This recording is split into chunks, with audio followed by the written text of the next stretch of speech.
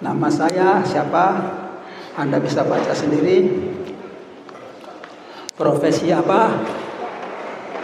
Tidak punya STH, tidak punya ijazah teologi. Saya sekedar guru Injil, guru yang mengajar tentang Injil, bukan tentang agama.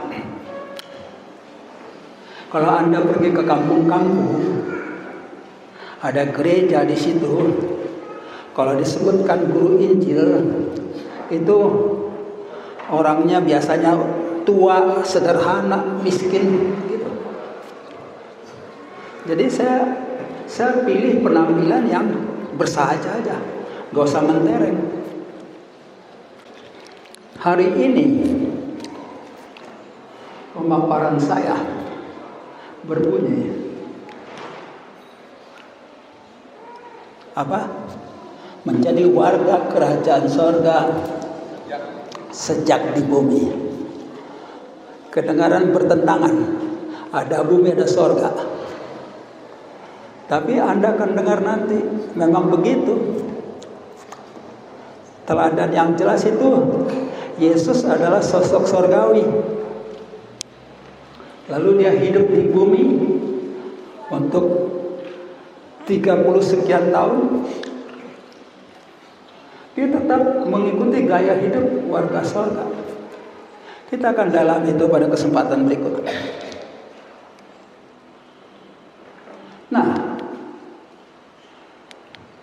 sebelumnya saya ajak kita membaca yang tertulis ini. 1, 2, 3.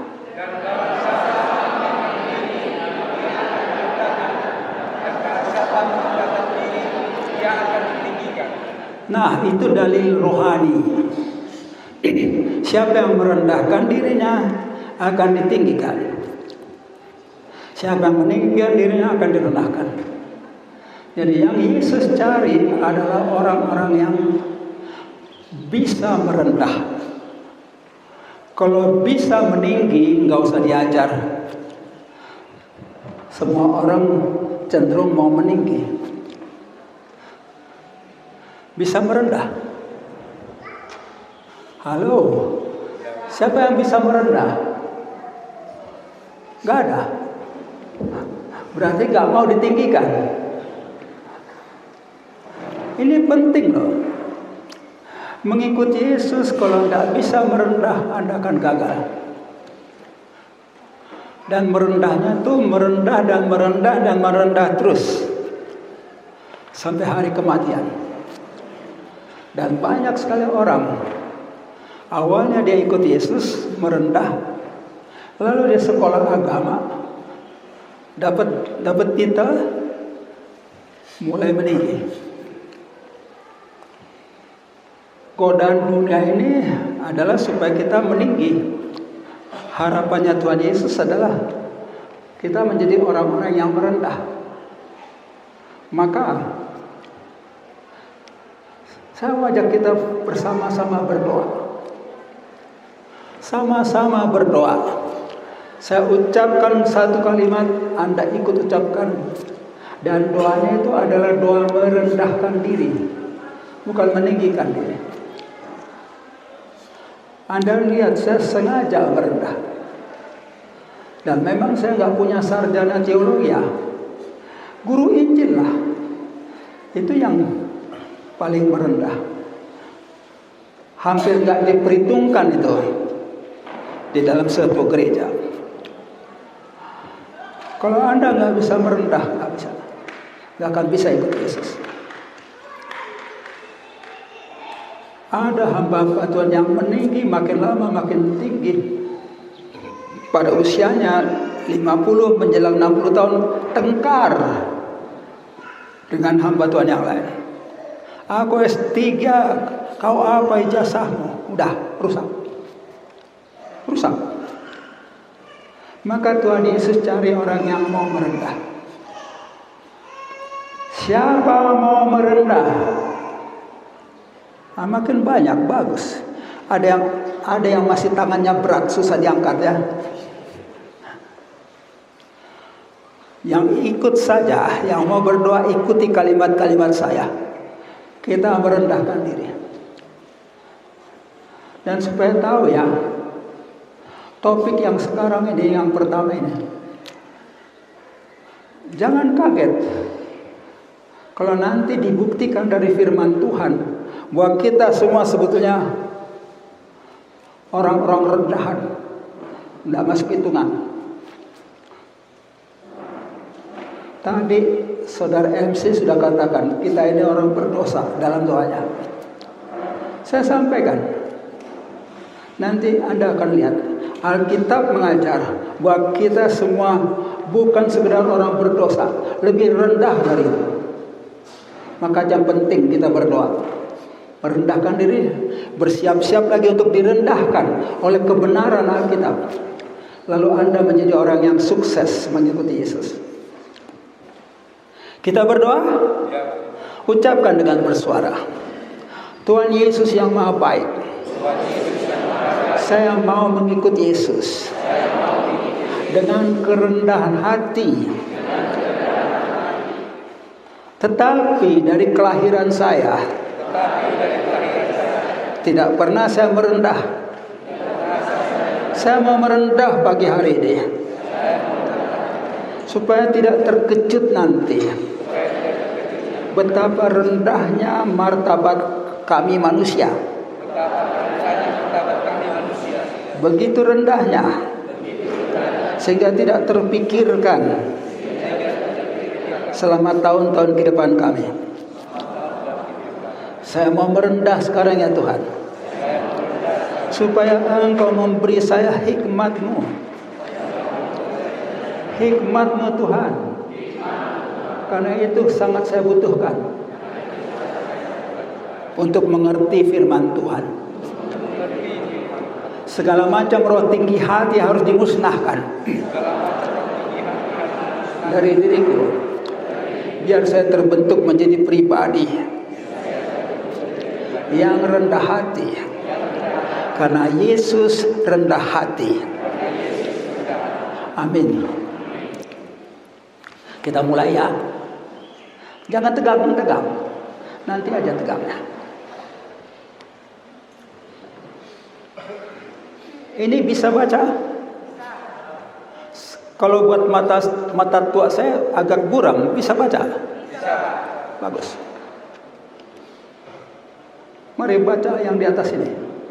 1, 2, 3. Karena itu berdoalah demikian, Bapa kami yang di sorga, dikuduskanlah namamu, datanglah kerajaanmu, jadilah kehendak-Mu di bumi seperti di sorga. Agama Kristen mengajar kita, kerajaan sorga itu kelak setelah kiamat. Ada lagi yang mengajarkan, kerajaan sorga itu pikirkan nanti sesudah meninggal dunia. Tetapi doa kita barusan bicara tentang datanglah kerajaan-Mu ya Bapa. Datanglah kerajaan-Mu. Jadilah kehendak-Mu di bumi.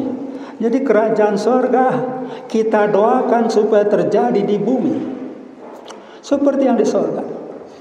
Jadi dalam alam pikiran Kristus, kerajaan sorga itu di sorga aslinya, tapi di bumi ada cabangnya. Kerajaan sorga cabang di bumi. Bahkan pada awal pelayanannya Yesus bicara, kerajaan sorga itu ada di dalam kamu. Mari baca Lukas 17 ayat 20, 1, 2, 3. Atas pertanyaan orang-orang Farisi, bila manakah kerajaan Tuhan akan datang? Yesus menjawab, katanya, kerajaan Tuhan datang tanpa tanda-tanda lahiriah. Juga orang tidak dapat mengatakan, lihat ia ada di sini atau ia ada di sana. Sebab sesungguhnya kerajaan Tuhan ada di dalam kamu. Kerajaan sorga di dalam kamu. Alkitab LAI mengandung beberapa kesalahan dan fatal. Dalam Alkitab LAI dikatakan kerajaan Tuhan ada di antara kamu.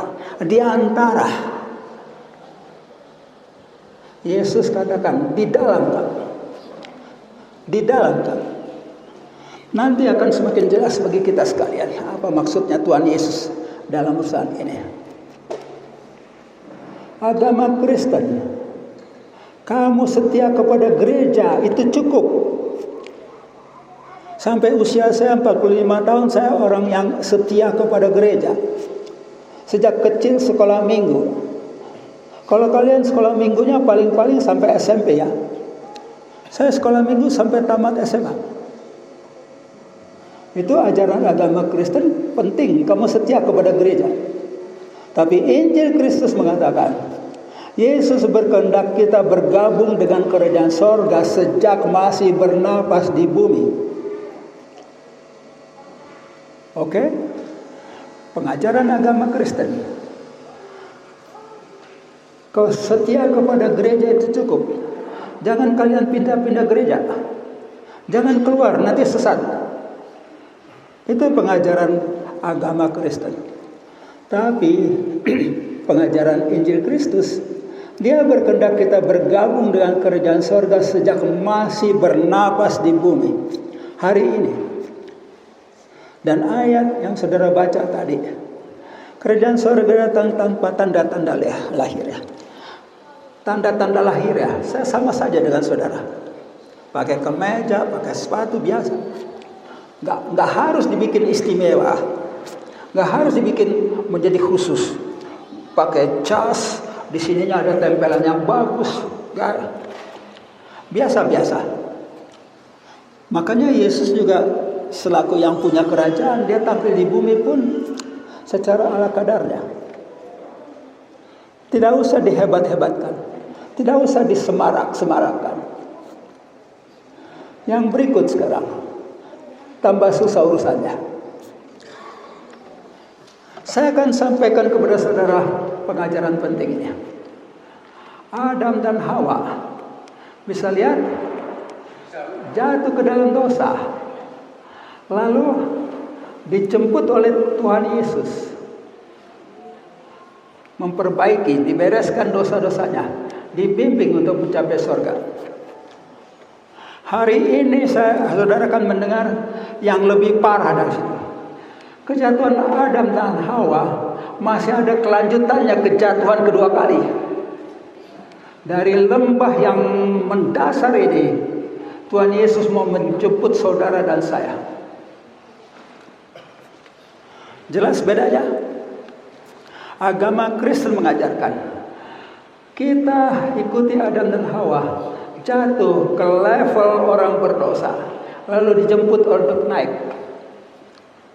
Injil mengatakan Adam dan Hawa jatuh satu kali, keturunannya spesies manusia jatuh kedua kali.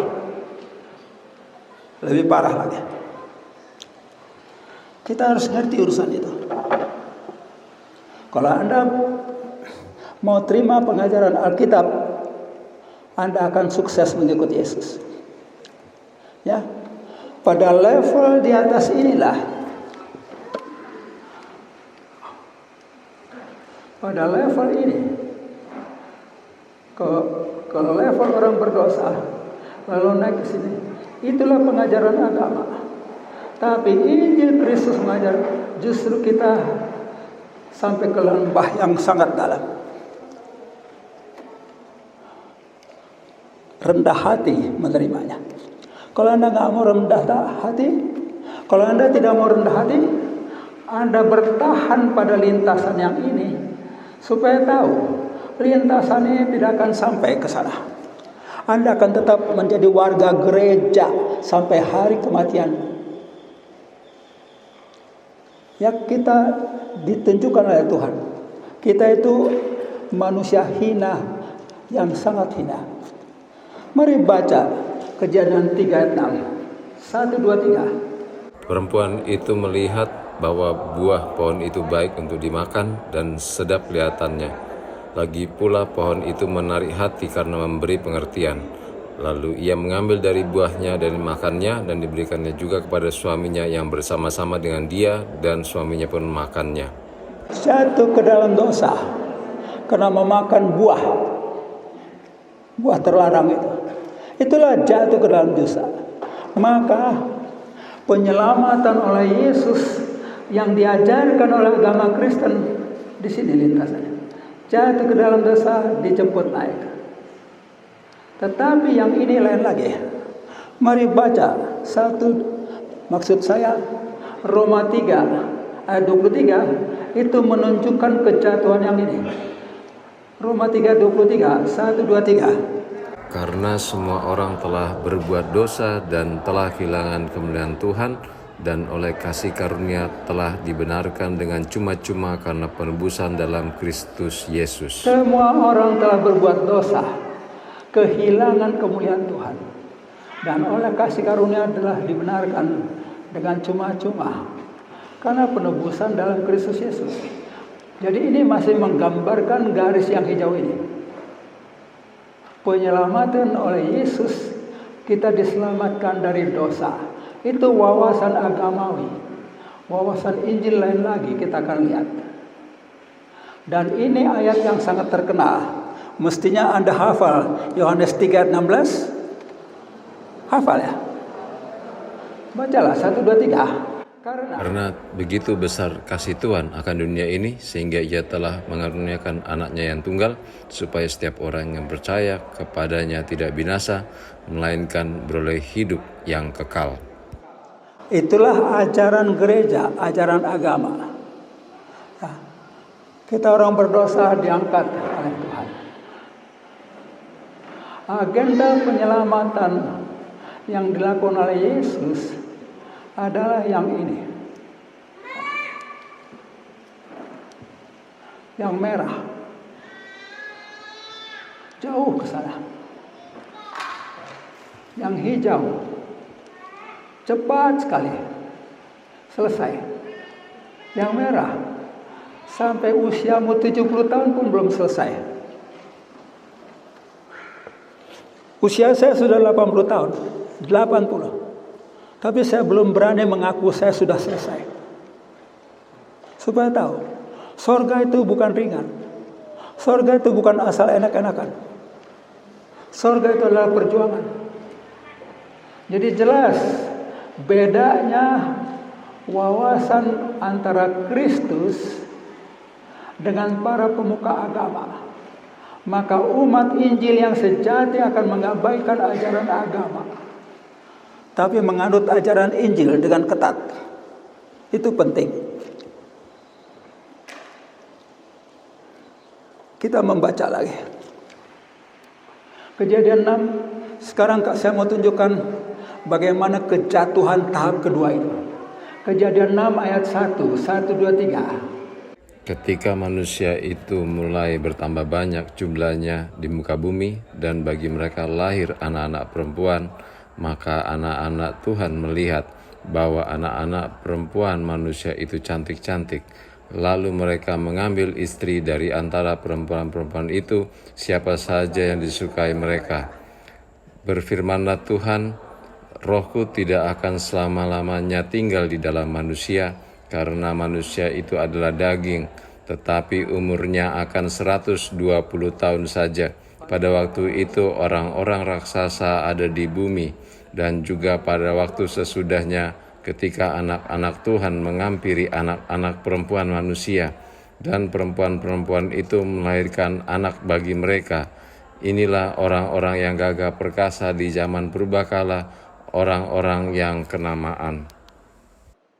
Pada waktu itulah orang-orang raksasa di bumi, ketika anak-anak Tuhan menghampiri. Ini kalimatnya dihaluskan. Kalau kita belak-belakan ngomongnya, anak-anak Tuhan menyetubuhi anak-anak perempuan manusia itu. Dan dan perempuan-perempuan itu melahirkan anak bagi mereka.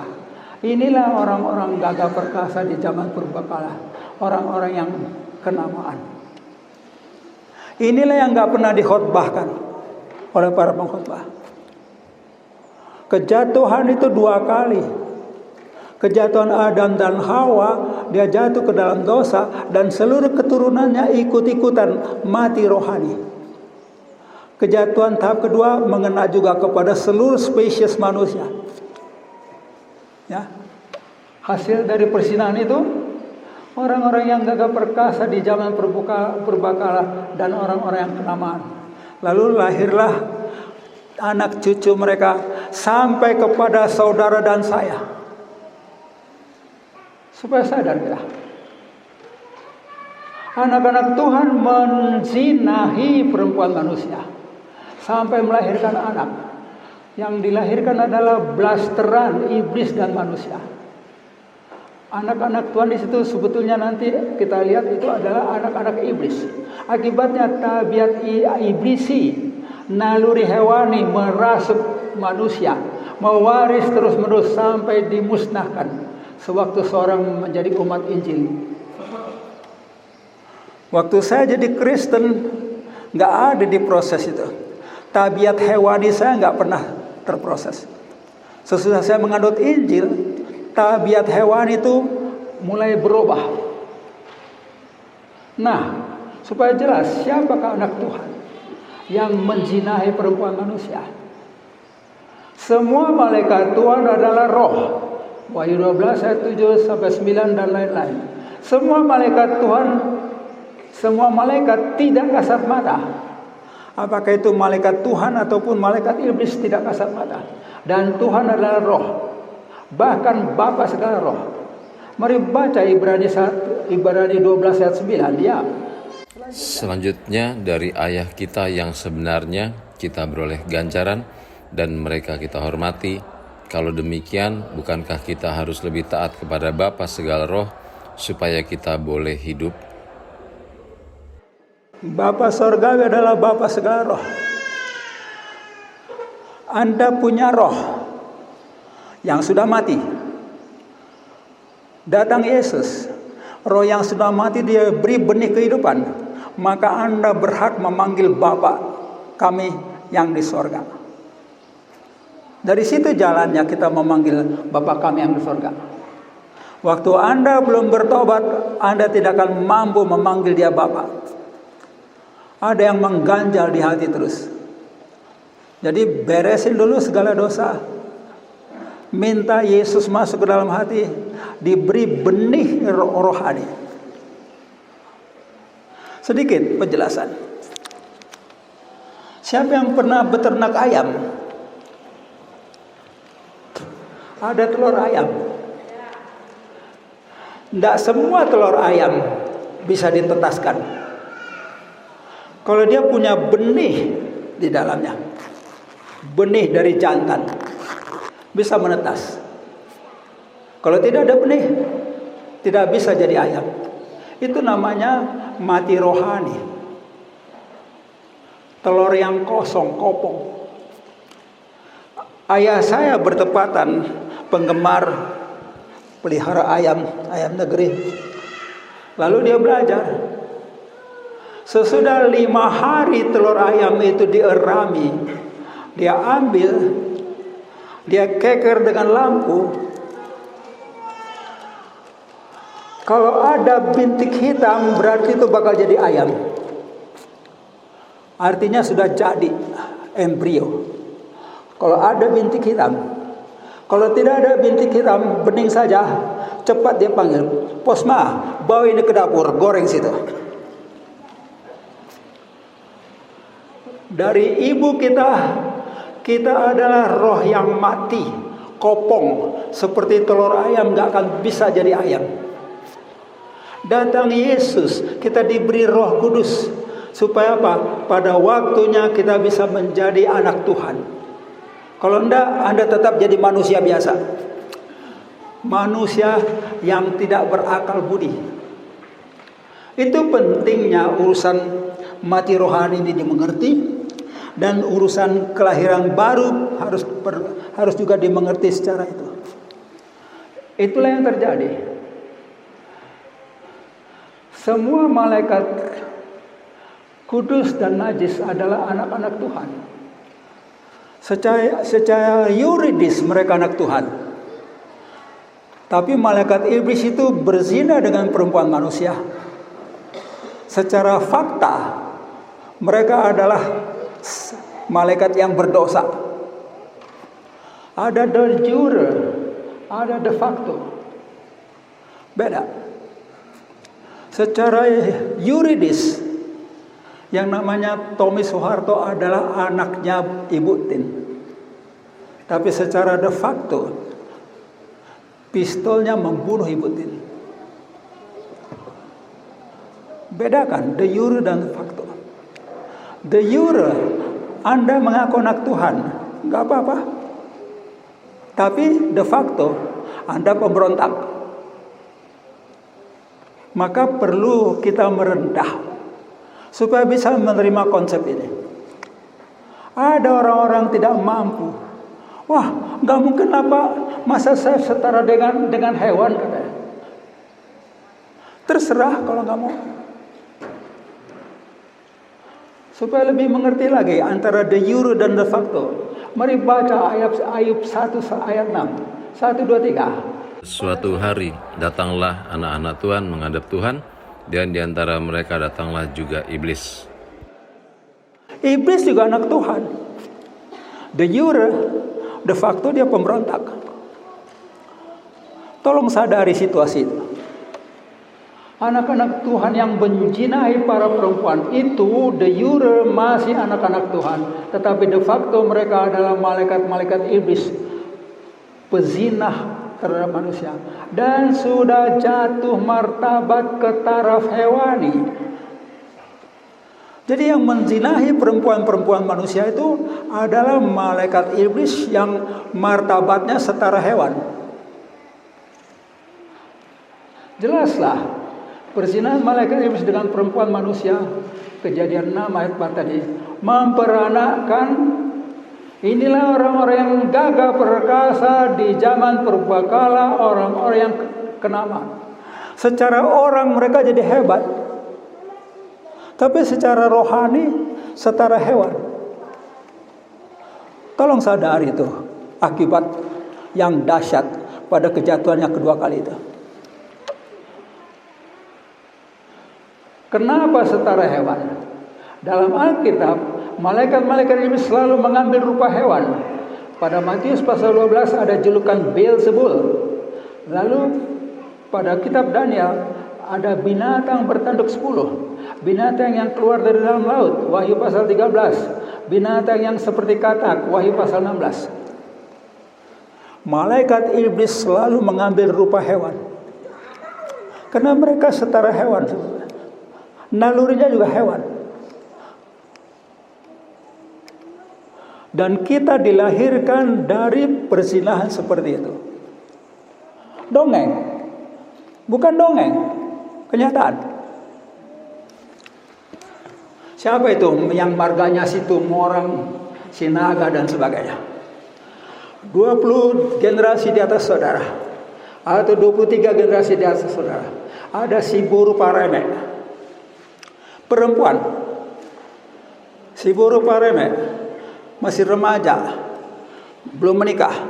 Tahu-tahu orang kampung menemukan dia dalam keadaan hamil. Ditanya, siapa yang menghamil kau? Nggak ngaku. Oh, nggak mengaku kau. Itu sudah dosamu ya, kejahatan kau. Dibuang dia ke pinggir hutan, dibikin bangunan di situ. Di situ dia hidup sampai lahir anaknya di tempat ini.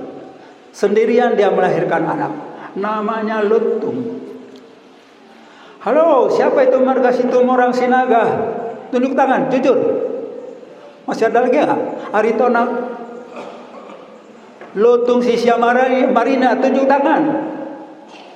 Kok sedikit? Harusnya lebih banyak loh. Hulton termasuk. Itu bukan dongeng, itu kejadian. Lahirlah Lutung. Berumurlah 8 tahun, 9 tahun. Bermain-main dia di pinggir hutan. Pada suatu saat dia mendengar auman harimau. Aum, katanya. Aum. Mengaum-ngaum harimau itu. Takut gak takut. Kenapa? Gak terlalu garam aumannya. Dia dekati pelan-pelan. Rupanya ada masalah. Makin dia dekat, dia lihat itu harimau itu nggak bisa menutupkan mulutnya. Dia dekati. Rupanya ada yang mengganjal di sini. Didekati lagi. Ada tulang babi di mulut harimau. Diambilnya keluar. Bebas. Jadi terbentuklah persahabatan, perjanjian antara si Raja Lutung dengan harimau. Mulai hari ini keturunan kamu dan keturunan saya tidak saling mengganggu. Sampai hari ini tidak pernah ada keturunannya si Raja Lutung itu diterkam harimau, tidak pernah. Kalau ada keturunannya Lutung itu bekerja di kebun karet atau di kebun sawit, dia dengar auman harimau, dia hanya katakan, "Opung, ingat perjanjian kita." Itu kejadian benar. Jadi sejatinya saudaraku, kita adalah manusia lebih hina dari para pendosa itu. Manusia setara hewani, dengan naluri hewani. Yang Yesus inginkan diberi naluri sorgawi. Tapi berapa susahnya. Anda bisa nonton di YouTube. Pendeta-pendeta sudah umur 60 tahun. Pelayanan sudah 30-40 tahun. Masih bertikai kayak hewan. Berebutan domba. Bertarung teologi. Itu kelakuan hewani. Tolong sadari. Dan itulah yang menyedihkan hati Yesus. Maka Yesus mengorbankan dirinya. Dia berkorban untuk bisa menjemput kita. Turun dia ke lembah yang paling mendasar ini. Di banyak ke atas. Di sini kita setara hewani. Agama Kristen hanya mengajarkan, kita lebih luhur dari hewan. Kita hanya manusia pendosa. Kalau Anda bersikukuh memegang konsep ini, Anda nggak akan pernah lebih maju dari para pendeta yang berantem tadi. Kerjanya berantem aja terus. Ada makanan juga berantem. Saya lihat ambil makan di sana, nanti kelihatan itu ada tabiat hewan itu. Wah, udah nggak muat. Ini masih enak. Diambil piring kedua. Tolong renungkan itu. Dan lawan itu. Saya sudah melawan senantiasa. Kita diberikan dari leluhur kita. Berapa ukuran piring? Piring segini. Seukuran perut itu. Tapi kalau sampai harus makan 2 piring, bukan manusia normal lagi. Kelihatan. Cara makan yang rakus. Cara makan seperti hewan makan. Berebutan makanan. Pernah lihat gak ayam berebutan makanan? Udah dikasih makan di depannya. Udah bagus tuh. Keluar tabiat hewannya.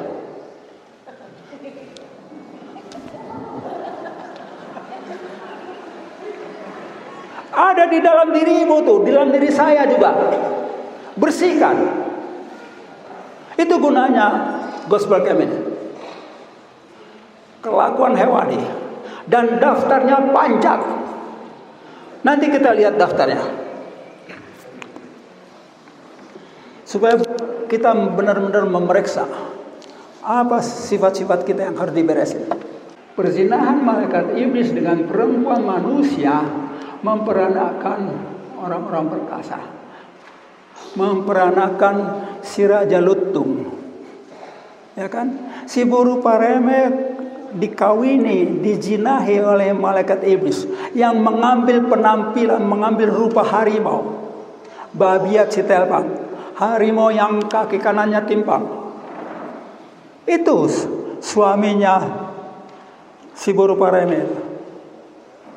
Lahirlah si Lutung. Dan si Lutung itu gagah perkasa. Lihatlah sekarang berapa juta keturunannya. Berapa banyak marga Lutung. Ada aja di sini yang nggak ngaku tuh. Sekali lagi, Sinaga, si Tumorang, si Regar, si Matupang, apalagi ya, Ari Tonang, Raja Guguk, banyak saja. Gultom. Perkasa itu si Raja Lutung. Dan kecemaran hewan itu diulang lagi. Kali ini oleh mamanya dia. Dewasalah si Lutung ini. Dia ngomong, "Mama, di mana sih kampungnya Tulang? Kenapa rupanya? Ya biar aku ke sana supaya aku ketemu paribanku." "Oh, nggak usah jauh-jauh kau ke kampung itu. Gini aja nak, kau jalan ke sana. Ikuti putaran bukit itu. Kapan di mana kau ketemu nanti ada bukit kecil, lalu kau ketemu nanti perempuan di situ duduk, lalu wajahnya mirip saya, itulah paribanmu." Padahal apa yang dilakukan oleh si Boru Pareme, anaknya muter ke sana, dia potong jalan ke sini. Ketemulah, mirip ini mama saya nih. Pesan mama saya ini pariban saya, dikawininya mamanya. Berarti apa? Si Boru Parema sudah mengeluarkan lagi sifat hewani. Naluri hewani itu mewaris. Jangan Anda pikir karena ini sudah sekian banyak, enggak. Di Eropa berkurang, di Amerika berkurang naluri hewani itu. Kenapa? Mereka sudah 30 generasi jadi Kristen. Ada yang 40 generasi sudah jadi Kristen.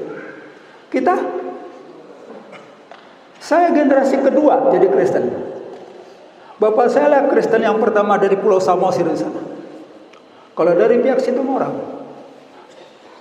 Apa artinya generasi kedua? Belum hilang itu naluri hewani itu. Mau lihat naluri hewani yang lain? Siapa sudah baca Alkitab sampai tamat? Yang sudah manusiawi, di dalam pelajaran Alkitab apa? Gigi ganti gigi. Betul? Bagaimana pengajaran di kampung kita, kampung kalian? Kau patahkan gigiku, kau patahkan rahangmu. Itu hewan. Gak ada itu kasihlah sesamu. Doakan berkat buatmu lawanmu. Gak ada itu. Itu ilahi. Ada hewani, ada insani, ada ilahi. Kita masih mengidap naluri hewan itu. Kalau Anda rajin tekun bertanya kepada Tuhan, "Tuhan Yesus, masih adakah dalam diri saya naluri hewani?" Tunjukkan Tuhan. Anda akan ditunjukkan oleh Dia. Dan itu menjadi kemajuan bagi saudara. Males mandi juga naluri hewani. Males sikat gigi, jorok. Tidur gak pakai cuci kaki, sekedar-kenanya aja. Dia ngantuk tidur, dia emper-emper gak apa-apa. Gak cari tempat tidur. Ketawa bapaknya. Itu fakta. Teliti dirimu saudara. Adakah sifat-sifat itu? Sifat hewani itu? Ada juga yang begitu pakai bajunya harus kelihatan pusar ya tuh. Lalu sekarang semua pakai naluri hewan itu. Betul nggak Kak? Dulu perempuan bikin baju itu 3 meter bahannya. Sekarang udah berkurang, 1,5 meter juga udah cukup. Sini sedikit, sini sedikit. Jangan kaget loh. Sekarang 6 meter pita cukup, bukan kain, pita.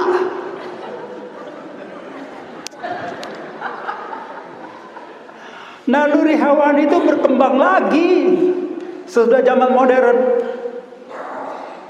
Sadarin, baru benar saudara maju. Cari cara makan juga kelihatan. Ambil ayam sepotong. Yang sopan masih begini, dicubitin tuh. Enggak. Udah giginya nggak digosok lagi. Pelajarin. Anda beruntung. Yang hari ini duduk Anda beruntung. Termasuk kakak-kakak yang sudah senior itu. Karena belum pernah dengar kan? Ya. Kita sudah masuk zaman akhir. Tuhan bukakan semua kebenaran. supaya kita maju. Nah, kejatuhan malaikat dari sorga sejatinya kejatuhan martabat ke taraf hewani. Maka orang-orang yang sudah punya naluri hewani gak tahan dia tinggal di tempat yang bersih. Gak tahan. Begitu masuk ke rumahnya siapa itu? Gak ada orangnya sini. Ada gak sini? Kak Beatrix. Ada orangnya.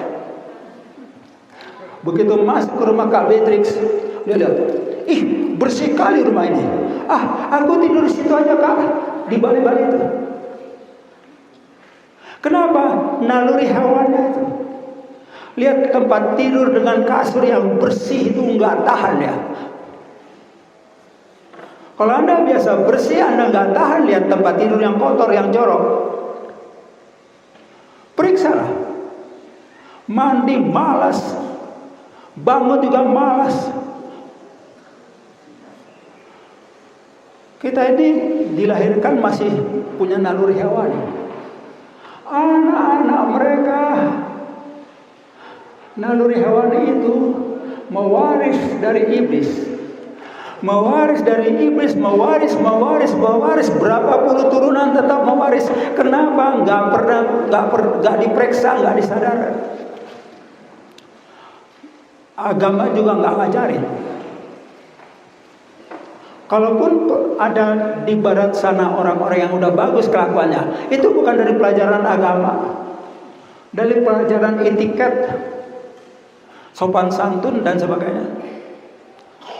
Mari kita maju lebih cepat. Jadi anak-anak perempuan manusia yang dijinahi oleh malaikat iblis itu memiliki tubuh manusia, tetapi dari iblis mereka mewarisi watak iblisi, pezina, pembangkang, penjajah, tabiat berzina, tampil lebih buruk lagi. Lesbian, gay, biseksual, transgender, segala macam. Dalam urusan seks, istilah itu benar-benar dipakai. Kalau dikatakan orang Barat katakan bestiality, itu seks seperti beast, seks liar seperti hewan. Bahkan ada yang watak buruk yang samar, nggak terasa. Semisal apa? Pemalas, penidur, kasar, jorok, malas rawat badan, urakan, bengis. Tahu pranking? Pranking tahu nggak? Ngeprank, masa nggak tahu sih? Ngejailin. Jangan Anda kira itu watak bagus. Orang dijailin sampai yang nonton ketawa-ketawa, lalu dia puas. Anda banyak ketemu dong di video itu ngeprank. Jangan kira itu watak yang bagus. Bahkan itu diwarisi oleh pendeta-pendeta. Saya pernah dipandu oleh seorang pendeta masuk ke Kalimantan pedalaman, naik speedboat di Kapuas 3,5 jam. Hitunglah berapa jauhnya itu 3,5 jam. Dari speedboat harus pergi ke darat. Nggak diturunkan saya di bom di pelabuhan. Speedboatnya di sini. Ada papan 1 lembar untuk ke darat. Pendeta itu badannya kecil, ringan. Dia nyebrang di atas, di Medan ini namanya Titi ya. Jalan aman. Waktu saya harus menyeberang juga, saya udah ragu. Tapi si pendeta bilang, maju Pak, nggak apa-apa, jalan aja. Saya melangkah, prak, papannya patah. Tercebur saya ke dalam air. Ya masih bagus lah, ada kebiasaan berenang. Tapi dia ketawa, hahaha. Sadar nggak itu hewan? Mentertawakan kecelakaan orang lain itu hewan. Pulang ke tempat penginapan, saya katakan, Anda pendeta ya? Begitu kelakuan pendeta ya? Nggak sadar kita. Kalau Anda jujur, tanya Tuhan, apa lagi Tuhan? Dan saya bikin perlakuan begitu. Kelakuan itu saya coba kikis pada diri anak-anak saya. Waktu mereka masih SD, masing-masing ada tempat belajar. 1, 2, 3, 4, 5. Nah, kelakuanmu yang gak bagus itu tuliskan. Kamu yang tuliskan. Tempel di depan tempat belajar. Tempel. Oh, kelakuan saya Pak. Dia tulis. Saya suka terlambat bangun. Saya suka terlambat ke sekolah. Saya suka makan berlebihan dan sebagainya. Saya suka jorok. Tempel di depan. Tiap kali mau belajar, baca dulu itu, kau berdoa. Jadi saya, walaupun waktu itu saya belum hamba Tuhan, saya didik mereka sehingga mereka lebih bagus dari saya. Sementara waktu saya belum bertobat, ini supaya kalian tahu, kalian sama saya, kalian kalah jorok. Ini gambaran di meja. Abang saya baru turunin pisang raja, ranum. Sudah diperam, diambil satu sisir. Pos mah, ini ada pisang. Yuk makan. Diambil satu, sambil satu, kunyah. Datang jahilnya. Yang dikunyahnya dari mulut, ditaruhnya di atas meja. Di atas piring. Tuh. Supaya saya jijik. Oh iya ya, dari kunyah. Saya juga. Tuh, saya bilang. Dua-dua jorok. Itulah hewani. Lewat 1-2 menit. Lihat bang. Yang sudah saya lempehkan tadi. Katanya dia pergi. Menang saya. Urusan jorok tapi bangga lagi. Renungkan itu. Ada di dalam dirimu itu. Di dalam diri saya banyak waktu itu. Tapi bertahun-tahun saya renungkan, saya perbaiki. Kalau nggak ada tindakan memperbaiki, kalian nggak akan maju. Ngakunya anak Tuhan bisa. Ngakunya anak Tuhan gampang. Tapi giliran diajak makan, makannya seperti hewan. Itulah penyampaian saya yang penting hari ini, supaya Anda benar-benar maju. Pemalas, penidur, kasar, jorok, malas rawat badan, urakan, bengis, pranking, asosial.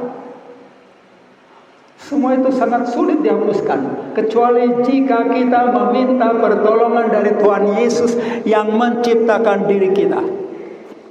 Dia yang ciptakan, dia yang perbaiki, lukis. Hasilnya bagus.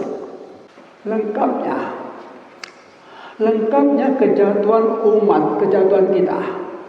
Kejatuhan tabiat kita dari pewarisan Hawa dan Adam. Dari anak Tuhan jatuh menjadi makhluk hewani, mewarisi roh, haus pengetahuan.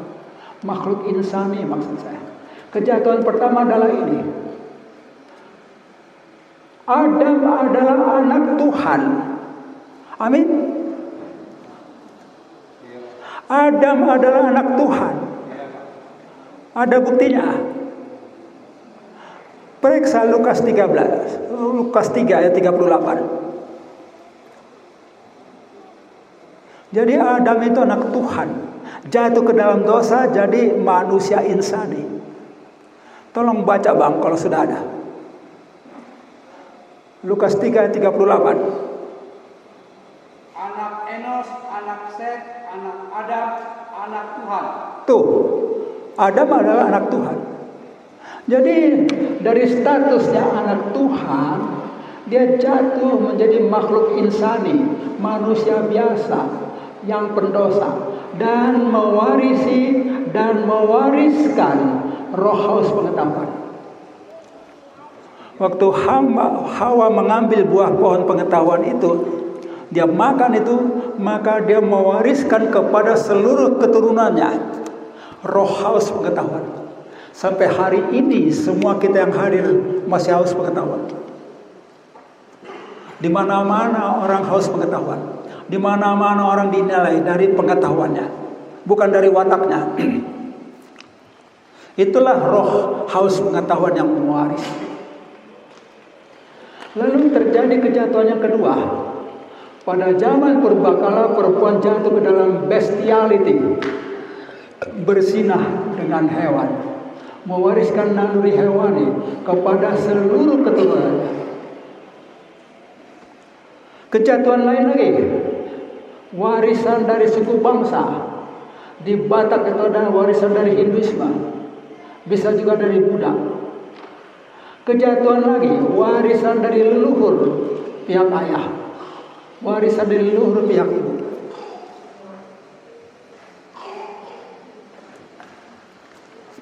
Banyak sisi-sisi kejatuhan itu. Itulah semua harus dibersihkan. Dan sebagai awalannya tentu perlu berdoa kepada Tuhan supaya itu dibersihkan dari diri kita masing-masing. Nah,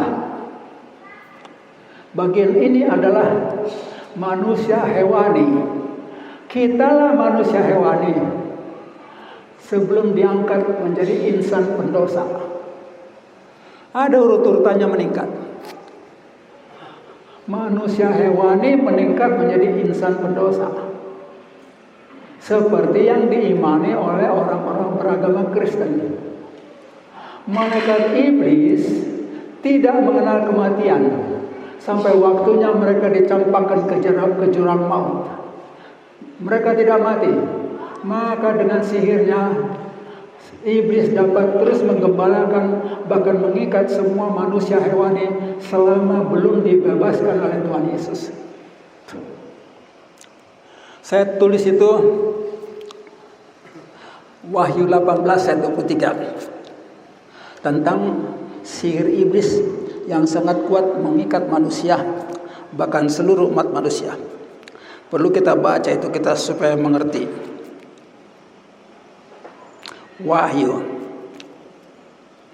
18 ayat 23. Dan cahaya lampu tidak akan bersinar lagi di dalammu, dan suara mempelai laki-laki dan pengantin perempuan tidak akan kedengaran lagi di dalammu, karena pedagang-pedagangmu adalah pembesar-pembesar di bumi. Oleh sihirmu semua bangsa disesatkan. Sudah jatuh ke taraf hewani, disihir lagi kuat-kuat oleh sihir iblis, maka nggak bisa berubah sendiri. Harus, kalau seorang sudah kena sihir, harus pertolongan dari luar, dari Tuhan yang bisa menolong dia. Diikat oleh sihir iblis, dibebaskan oleh kebenaran Kristus. Yang kebenaran Kristus itu membebaskan dari sihir iblis. Itulah caranya menolong manusia hewani, dengan cara membangkitkan iman mereka. Mari baca Yohanes 8 ayat 31 dan 32. Ya. Maka katanya kepada orang-orang Yahudi yang percaya kepadanya, jikalau kamu tetap dalam firman-Ku, kamu benar-benar adalah murid-Ku, dan kamu akan mengetahui kebenaran, dan kebenaran itu akan memerdekakan kamu. Dibebaskan dari sihir iblis. Kebenaran Kristus membebaskan orang dari sihir iblis. Sesudah saya memiliki Yesus Kristus dalam hati saya untuk sekian tahun lamanya, maka sihir-sihir iblis mulai lenyap dari diri saya. Oleh kebenaran Kristus yang diberitakan terus, dapatlah iman orang itu dibangun sehingga dapat dia lepas dari sihir. Lagi-lagi saudaraku, sihir itu adalah sesuatu yang saya nggak pernah dengar dikhotbahkan di gereja manapun juga. Tapi di dalam Injil jelas catatannya. Lanjut. Manusia hewani harus diangkat menjadi insan pendosa. dari manusia jadi insan. Pendosanya masih. Rasul Paulus meninjau dari arah berbeda, dari arah iman.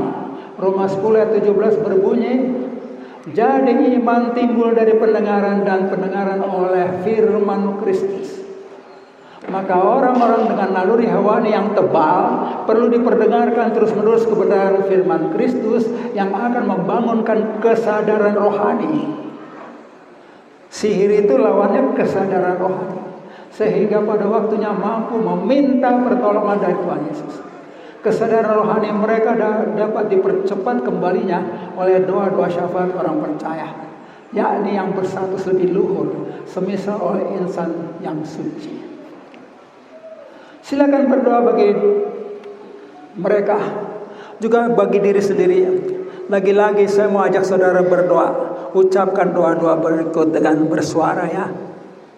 Katakanlah dengan bersuara, kalimat demi kalimat. Katakanlah, Tuhan Yesus yang Maha Pengasih, mohon Engkau menilik sanak saudara saya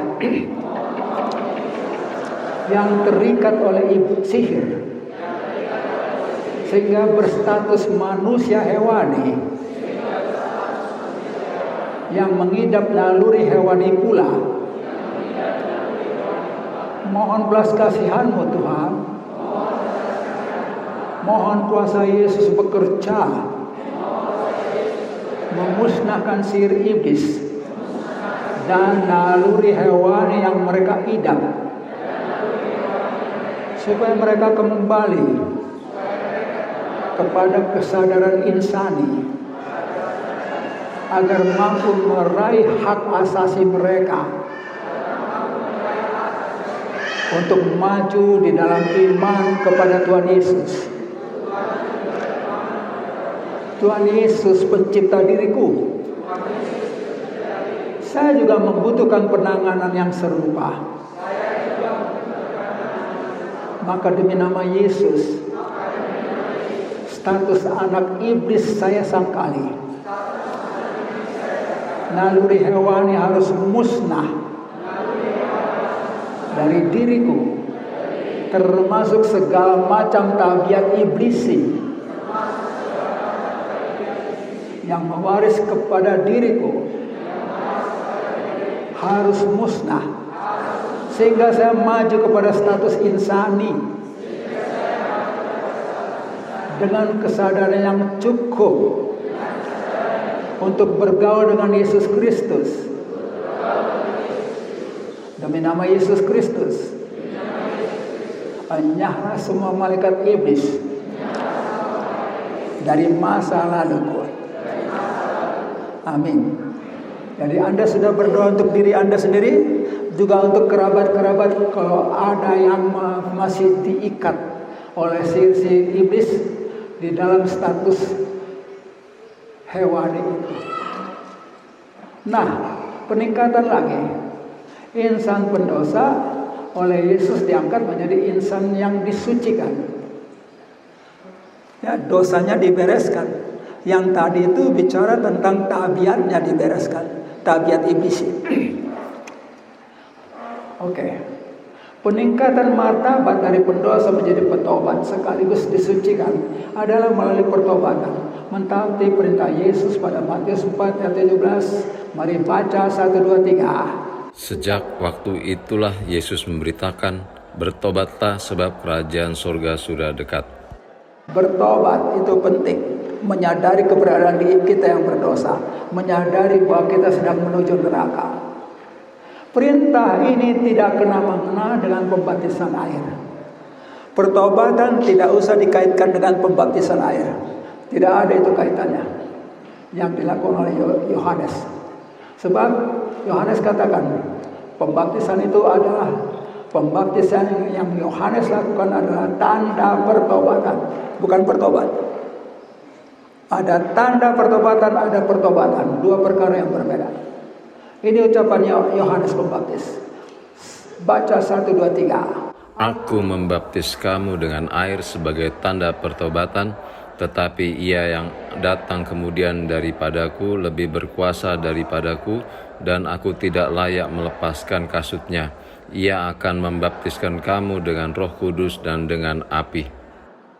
Jadi Yohanes memberi tanda, Yesus menuntut pertobatan.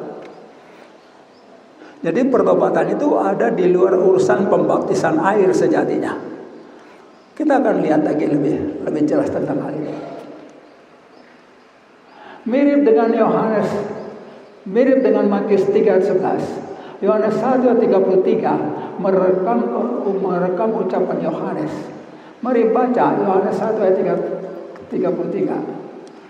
Dan aku pun tidak mengenalnya, tetapi Dia yang mengutus aku untuk membaptis dengan air telah berfirman kepadaku, jikalau engkau melihat roh itu turun ke atas seseorang dan tinggal di atasnya, dialah itu yang akan membaptis dengan Roh Kudus. Oke. Jadi buat saudara-saudara yang masih kurang bisa menerima urusan bersinahan iblis dengan manusia, di Eropa sana ada istilahnya khusus tuh, inkubus. Itu persinahan antara perempuan manusia dengan setan. Kalau manusianya itu laki-laki, setannya perempuan, itu sukubus. Saya pernah bertanya langsung kepada seorang mantan muslim, ya kan, yang sudah bertobat. Dia ilmunya tinggi. Lalu saya tatap matanya dengan jelas. Jadi Pak Ali Makrus pernah berzina dengan Nyi Roro Kidul. Saya tanya telak, saya tantang. Wah, itu jangan lagi Pak, ulang-ulang. Kalau Anda masih meragukan tentang perzinahan iblis dan manusia, itu kerugian buat saudara. Kalau ada yang penasaran, silakan kunjungi Hotel Prabuan Latu, kamar 813. Di situ Anda bisa berjodoh dengan Nyi Roro Kidul. Memang itu ada, sejatinya ada. Nanti waktu sessionnya Bu Murni, Anda tanya lagi, dia cerita lagi tentang itu lagi. Perzinahan dengan hewan, manusia dengan malaikat iblis. Jadi itu sesuatu yang gak usah dibantah-bantah. Alkitab sudah mencatat, hormatilah, rendah hatilah. Oke, ini ucapannya Yohanes Pembaptis. Dialah itu yang akan membaptis dengan Roh Kudus. Dia yang mengutus aku untuk membaptis dengan air. Jelas Yohanes menyandang mandat untuk membaptis dengan air. Mandat yang diamanatkan dari sorga. Membaptis dengan air harus ada mandat dari sorga, itu baru sah.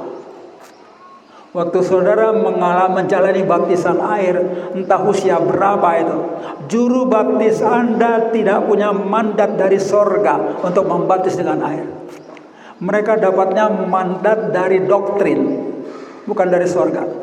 Yohanes mendapat mandat dari sorga.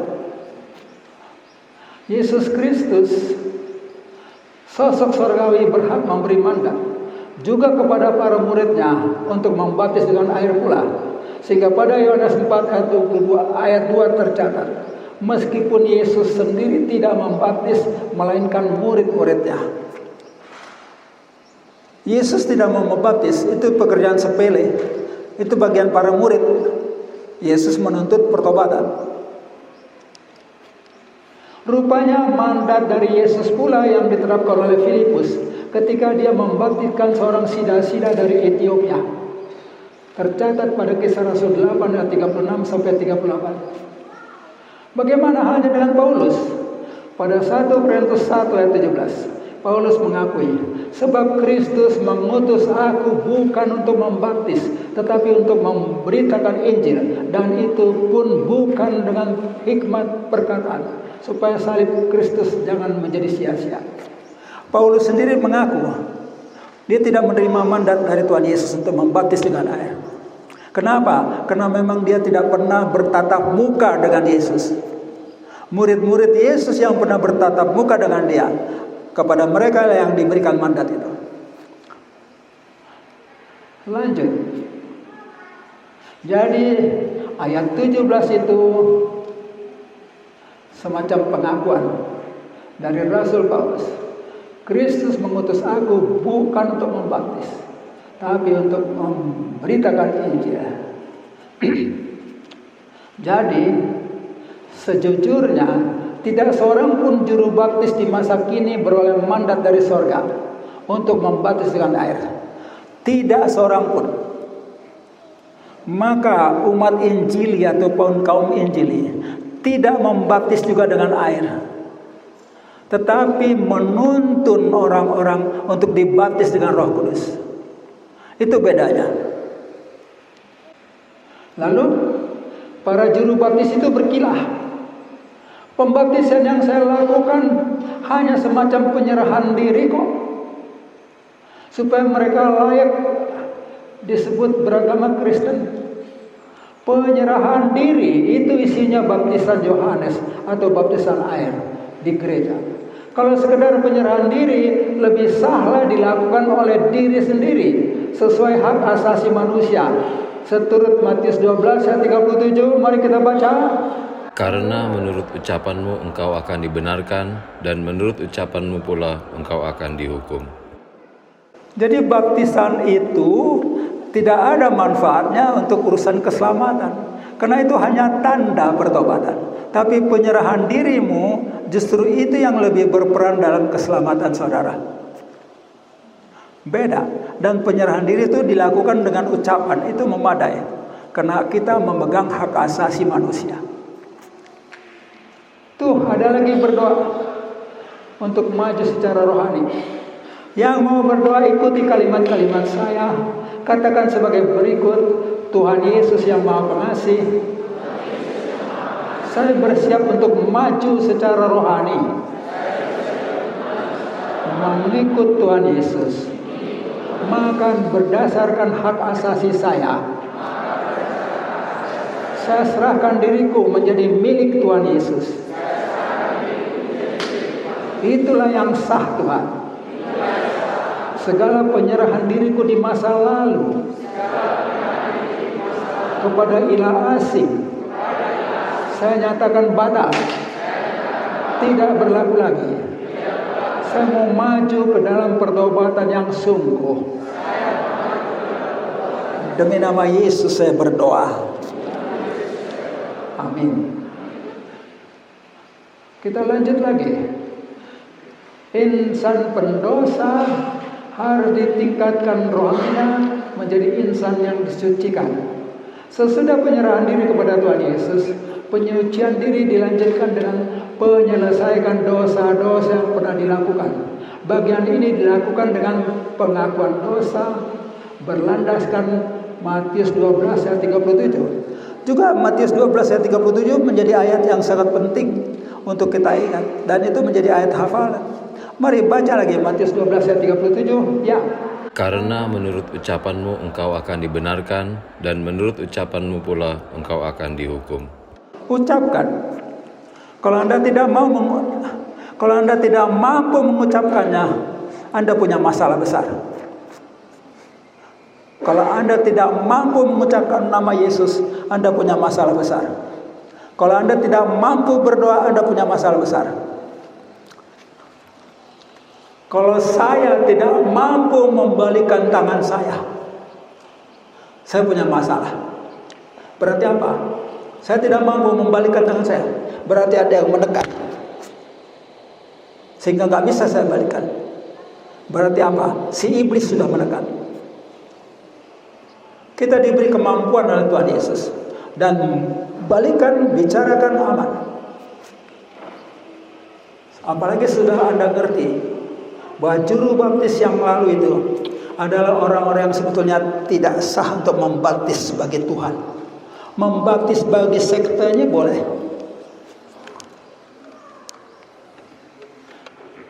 Lanjut. Nah, habis ucapan itu dilanjutkan dengan pembasuhan diri oleh darah Yesus. Apa ini?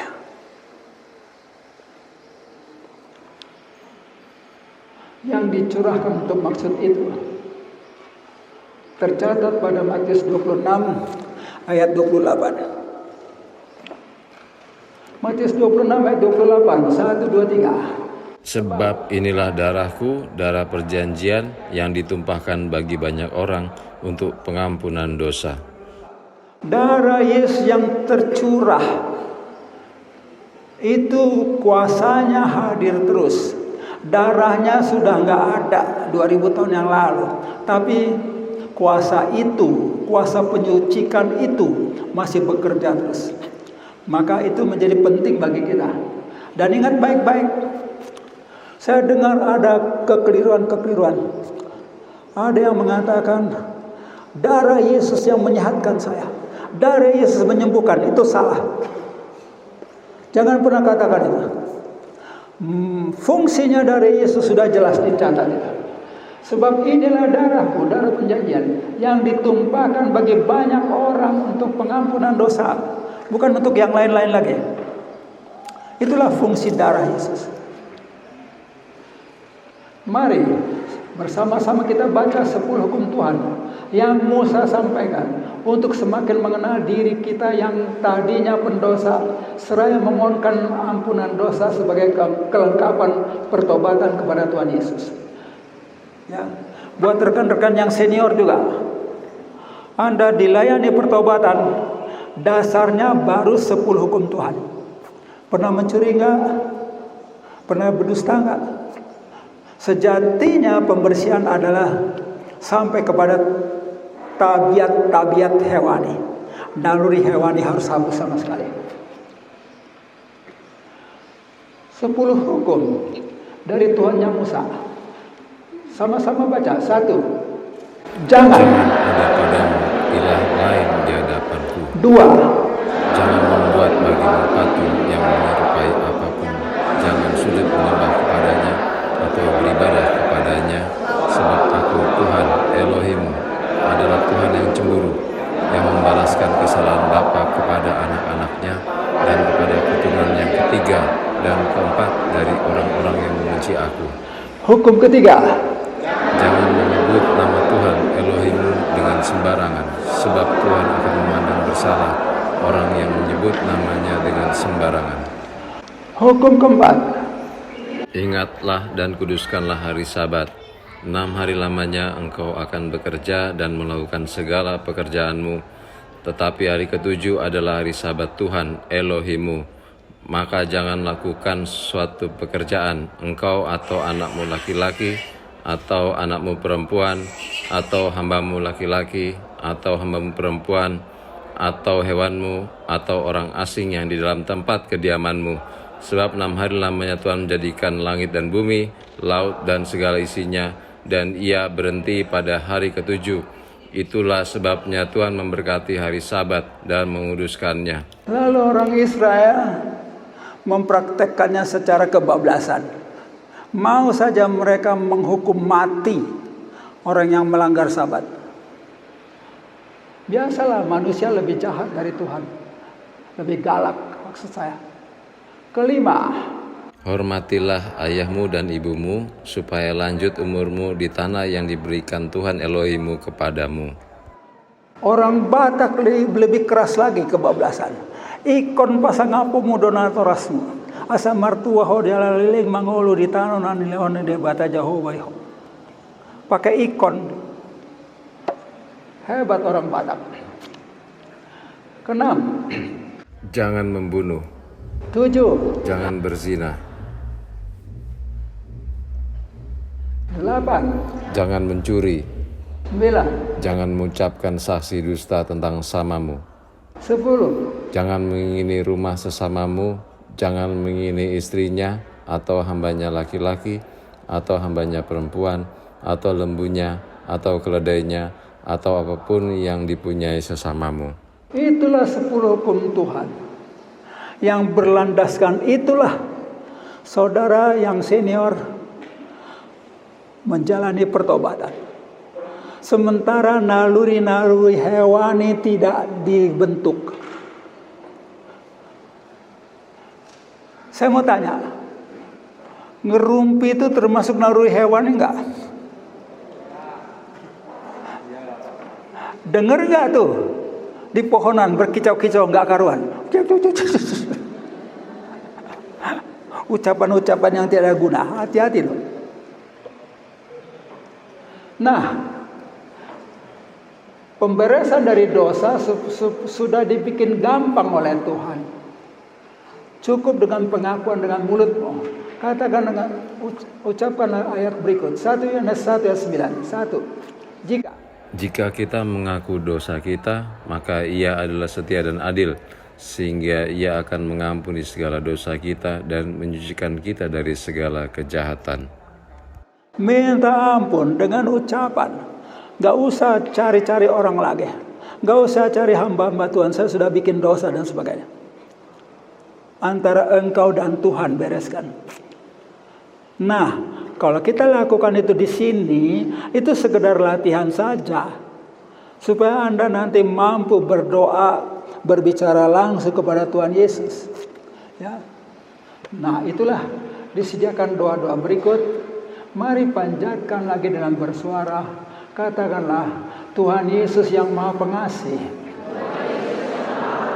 Di dalam hati, saya sudah mengakui dosa-dosa dan pelanggaranku di masa lalu.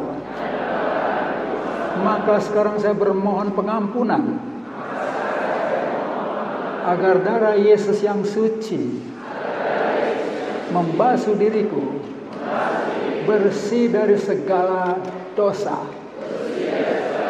dan kecemaran dari masa laluku. Bahkan dibersihkan juga dari setiap zaman iblis yang terjadi secara kusadari ataupun tidak. Semuanya saya mohon dibersihkan dari diriku. Bersamaan dengan pembersihan dari dosa-dosa,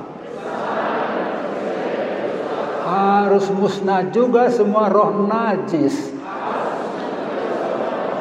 Roh najis perangsang dosa tersingkir dari dalam batinku, digantikan oleh roh-roh yang baik yang dari Tuhan Yesus. Demi nama Yesus Kristus, segala macam kuasa iblis beserta sihir-sihir iblis harus dimusnahkan pula dari diriku,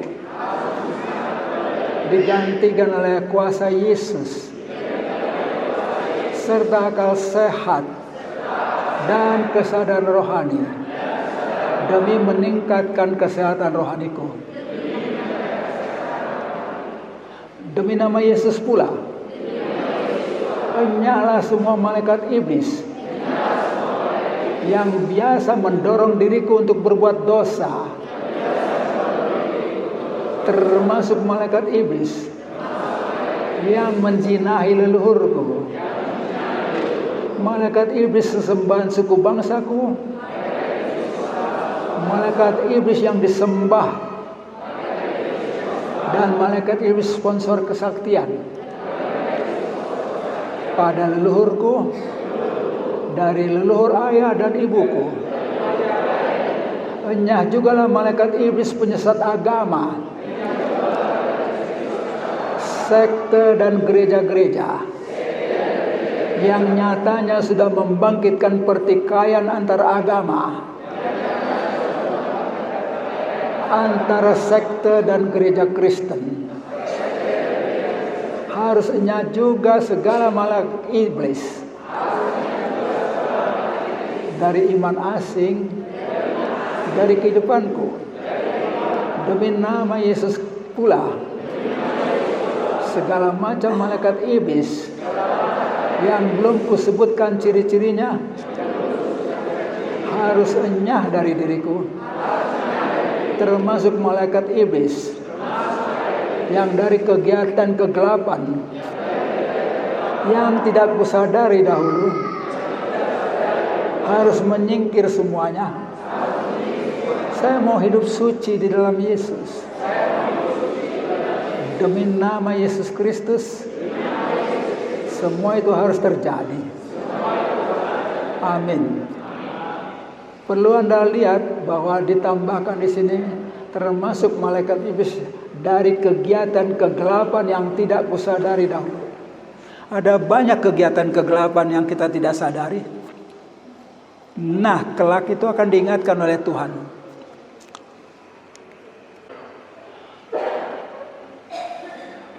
Insan pendosa semakin disucikan. Penting pula dimusnahkan naluri hewani atau tabiat iblisi yang terbentuk sejak lahirnya anak-anak iblis pada Kejadian pasal 6. Kejadian 6 ayat 4. Ini hal yang serius, saudara. Petrus mengalami dihardik oleh Yesus selaku iblis.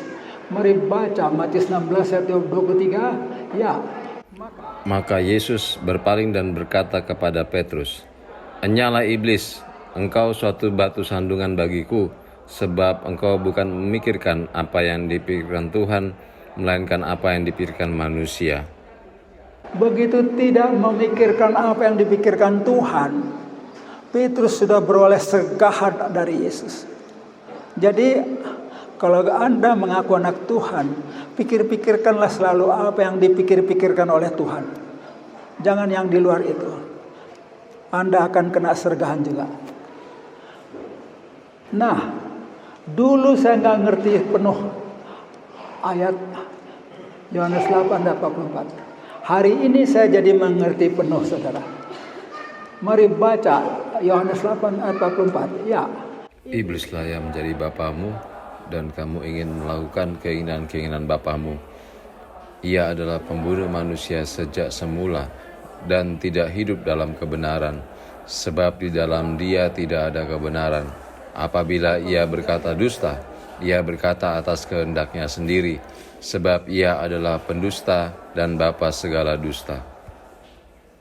Dulu saya baca ayat ini, saya anggap ini keras sekali Tuhan Yesus menghardik orang-orang Yahudi waktu itu. Sampai dibilang iblis lah menjadi bapak. Hari ini saya mengerti bahwa ucapan Yesus itu adalah ucapan kebenaran. Kenapa? Karena Yesus hadir pada Kejadian pasal 6 ayat 4 itu. Kristus tahu waktu malaikat-malaikat iblis itu menzinahi perempuan manusia. Berarti apa? Semua kita sebelum diberesin, iblislah menjadi bapak. Itu pentingnya diberesin. Yesus tahu semua. Lanjut. Bertahun-tahun lamanya dengan sedih saya mengamati hamba-hamba Tuhan yang bengkok wataknya. Penyimpangan perilaku mereka terjadi dalam berbagai aspek. Utamanya perebutan domba-domba, masalah cinta uang, gigih bertarung teologi, sampai kepada kekejian, perzinahan di antara sesama pekerja. Pada waktu Tuhan saya dibimbing untuk merenungkan Kejadian 6 ayat 1 sampai 4, untuk kemudian dibukakan melalui peristiwa itulah terbentuk naluri hewani atau tabiat iblisi, hasil perzinahan malaikat iblis dengan perempuan manusia yang mewaris kepada seluruh keturunan. Para hamba Tuhan yang terjerumus itu tentu melakukan juga penyucian diri dari waktu ke waktu, tetapi rupanya sebatas landasan 10 hukum Tuhan, sementara pelanggaran yang mereka lakukan di luar kawasan 10 hukum Tuhan. Di bawah inilah doa-doa yang menghapuskan naluri hewani. Doa lagi, jangan capek. Ini dia doa-doanya. Mari ucapkan lagi doa-doanya dengan bersuara supaya semakin dibersihkan naluri hewani dalam diri kita masing-masing. Oke. Mari kita ucapkan demi nama Yesus pula. Enyahlah semua malaikat iblis yang biasa mendorong diriku untuk berbuat dosa, termasuk malaikat iblis yang menzinahi leluhurku, malaikat iblis sesembahan suku bangsaku, malaikat iblis sesembahan marga-margaku, dan sponsor kesaktian leluhurku. dari pihak ayah dan ibuku.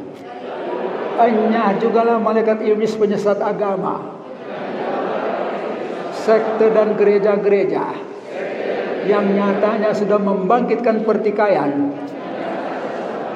antar agama, antar sekte dan gereja Kristen.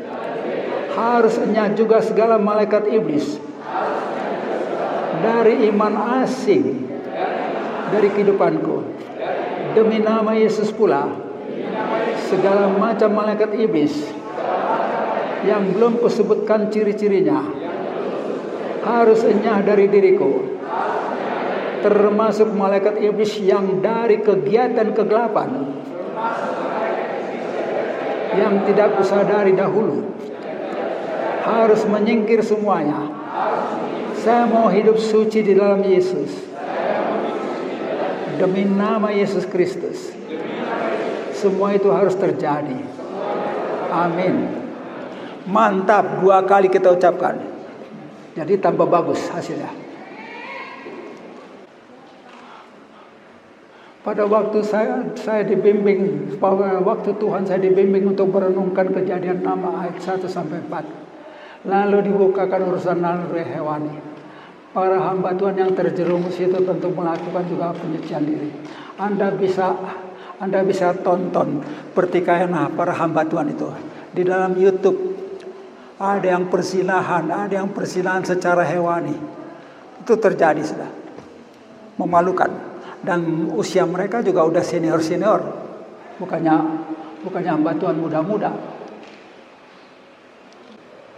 Nah, sekarang kita perlu mendoakan urusan naluri hewani yang namanya sudah mewaris ke dalam diri kita. Sebagian kita atau semua. Ada yang mewarisi roh zina, ada roh penakut, ada roh pembangkang, ada roh lesbian, ada roh gay, roh biseksual, roh transgender dan sebagainya. Ini semuanya adalah kekejian-kekejian yang melebihi hukum yang ke-7, jangan berzina. Lalu kita bisa minta juga dimusnahkan roh-roh najis yang lebih samar, roh pemalas, roh penidur, roh kekasaran, roh jorok dan sebagainya. Segala macam itu harus disingkirkan. Dan lihatlah, kalau Anda nanti maju dari tahun ke tahun, Anda akan bisa menambahkan daftar ini. Daftar ini akan bertambah terus, sehingga Anda akan takjub melihat hikmat Tuhan yang diberikan kepada saudara. Mari, bagus juga kita berdoa untuk urusan ini. Sesudah beroleh ampunan, dari sini kita berdoa lagi, beresin naluri-naluri itu. Katakan lagi dengan bersuara, Bapa Sorgawi, di dalam nama Yesus Kristus, Engkau pencipta diriku Tuhan. Engkau tahu adanya sifat-sifat iblisi yang sudah menyelusup ke dalam diriku melalui pewarisan dari leluhur saya. Sejak mereka dilahirkan selaku anak-anak iblis di masa purbakala, saya bermohon ampun ya Tuhan untuk segala dosa yang pernah saya lakukan di masa lalu. Oleh Roh Kudus saya dimampukan memelihara kesucian hidupku di masa depan. Saya mau bebas dari seluruh naluri hewani yang ada di dalam diriku, supaya saya dapat bergaul akrab dengan Yesus Kristus, supaya layak saya memasuki hidup kekal yang Tuhan sediakan. Saya bermohon agar kuasa Yesus memusnahkan seluruh naluri hewani yang mewaris ke dalam diriku. Boleh jadi roh zina, roh penakut, roh pembangkang, roh lesbian kalau ada, roh gay kalau ada, roh biseksual kalau ada, roh transgender kalau ada, dan semuanya itu harus dimusnahkan. Bahkan kuasa Yesus saya mohonkan juga memusnahkan roh-roh najis yang lebih samar. Kalau ada semisal roh pemalas, roh penidur, roh kekasaran, roh jorok, roh urakan, roh bengis, roh jahil, roh asosial, roh kebodohan, roh serakah, dan sebagainya. Mohon kuasa Yesus pula lah yang menangkali pelbagai serangan malaikat iblis atas diriku, sampai tiba waktunya saya menjadi dewasa rohani dan mampu membela diri dengan mengandalkan kuasa dalam nama Yesus. Maka mampulah saya hidup benar, memuliakan seraya melayani Tuhan Yesus di sepanjang usia saya. Amin. Suatu catatan penting atas orang-orang yang dikuasai secara penuh. Mau saja iblis memusnahkan seluruh naluri hewani yang dalam diri hamba-hamba iblis, semisal roh zina, roh penakut, roh pembangkang, roh lesbian, dan sebagainya. Iblis mampu dan mau melakukannya demi menampilkan umat iblis yang tampil berwatak lurus, bahkan lebih bagus ketimbang watak hamba-hamba Tuhan, demi mempermalukan Tuhan Yesus dan atau melemahkan upaya penginjilan. Tidak aneh pula jika banyak umat iblis yang berwatak lebih bagus dari umat Tuhan, serta pasangan suami istri umat iblisi tampil harmonis demi mempermalukan Tuhan Yesus. Jadi jangan saudara kira begitu orang jadi hamba iblis sudah pasti lebih jahat dari kita. Tidak. Iblis membutuhkan juga ada umatnya yang bagus rohaninya demi mempermalukan Tuhan. Maka iblis menyerang pasangan-pasangan Kristen supaya banyak bercerai. Iblis juga bisa memelihara pasangan-pasangan umat iblis supaya bagus, harmonis. Karena orang yang sudah menjadi milik iblis itu bebas menghitam putihkan dia. Sementara kita harus berjuang. Anak-anak Tuhan justru harus berjuang. Kenapa? Karena sudah diberi kuasa. Hamba-hamba iblis itu nggak diberi kuasa, tapi kuasa iblis membuat dia bagus. Itulah cara berpikir iblis yang harus kita mengerti, saudara. Nah, akan muncul dalam batin saudara bagaimana halnya baptisan Roh Kudus yang disebut pada Yohanes 1 ayat 33 kali. Ini kebenaran yang harus diingat. Air hanya bermanfaat untuk menyucikan tubuh. Itu Yesus ajarkan pada Yohanes 6 ayat 63. Mari kita baca Yohanes 6 ayat 63. 1, 2, 3. Rohlah yang memberi hidup, daging sama sekali tidak berguna. Perkataan-perkataan yang kukatakan kepadamu adalah roh dan hidup. Rohlah yang memberi hidup, daging sama sekali tidak berguna untuk pembersihan rohmu. Perkataan-perkataan yang kukatakan kepadamu adalah roh dan hidup. Jadi Yesus Kristus yang roh membaptiskan roh umatnya. Roh Kristus membaptiskan roh umatnya dengan Roh Kudus. Air hanya bisa membersihkan fisik dari debu dan kutu. Dan kutu menghasilkan debu. Air hidup atau Roh Kudus menyucikan roh umat dari roh najis dan dosa-dosa. Roh najis menghasilkan dosa. Inilah yang dinyatakan oleh Yesus dalam Matius 12 ayat 28. Ya. Tetapi jika aku mengusir setan dengan kuasa roh Tuhan, maka sesungguhnya kerajaan Tuhan sudah datang kepadamu. Mengusir setan dengan kuasa Roh Tuhan. Untuk pertama kali waktu Anda dilayani, Anda dibimbing berdoa oleh pelayan itu untuk mengusir setan-setan dari diri sendiri. Dibantu oleh hamba Tuhan. Hamba Tuhannya membantu juga mengusir setan. Tetapi sesudah saudara menerima Yesus Kristus ke dalam hati, bersama dengan itu Roh Kudus juga, maka giliran Anda melanjutkan pengusiran setan-setan itu. Pengusiran setan-setan itu adalah urusan setiap hari. Bukannya satu kali lalu selesai. Jangan mau disesatkan. Kenapa? Suka ataupun tidak suka, percaya ataupun tidak percaya, saya hidup di antara dua kutub, Tuhan dan hantu. Itu sudah fakta kehidupan, nggak bisa dibantah. Karena saya hidup dalam dua kutub, saya bisa dipengaruhi oleh ini, bisa dipengaruhi oleh ini. Maka itulah sebabnya Tuhan Yesus memberikan kuasa kepada saudara untuk mengusir setan oleh dirimu sendiri.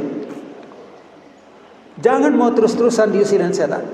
Kalau mau terus-terusan dilakukan oleh orang lain, berarti Anda kembali kepada status bayi yang setiap hari harus dimandikan, harus disabuni, harus dikasih baju. Beranjaklah dewasa.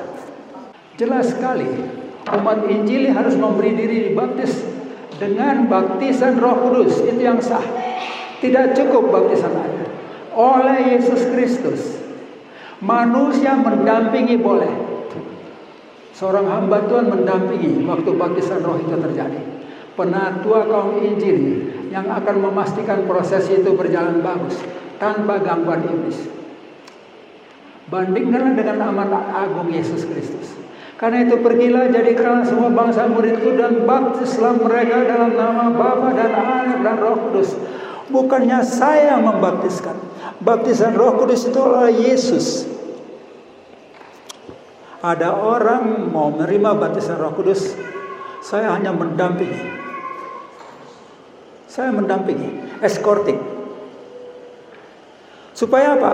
Jangan terjadi orang ini diganggu oleh iblis pada waktu dia berdialog dengan Tuhan. Iblis berusaha menggagalkan urusan itu. Entah itu orang itu dibikin tertidur, mengantuk, atau bahkan kesurupan. Kami kenyang mengalami yang begitu. Waktu dituntun orang itu menyelesaikan dosa-dosanya, masih nggak apa-apa. Waktu dituntun mengusir setan, langsung kesurupan. Setan gak suka, maka perlu didampingi oleh penatua atau hamba Tuhan yang memang layak melakukannya. Adalah kekeliruan kalau melibatkan air. Di sini tidak ada nama air. Karena itu pergilah jadikanlah semua bangsa muridku dan baptislah mereka. Tidak ada air sini. Dalam nama Bapa dan Anak dan Roh Kudus. Banyak sekali pendeta-pendeta yang salah mengerti, lalu dianggap ini adalah baptisan air. Tidak ada kata air sini. Ini adalah baptisan Roh Kudus, didampingi oleh hamba Tuhan.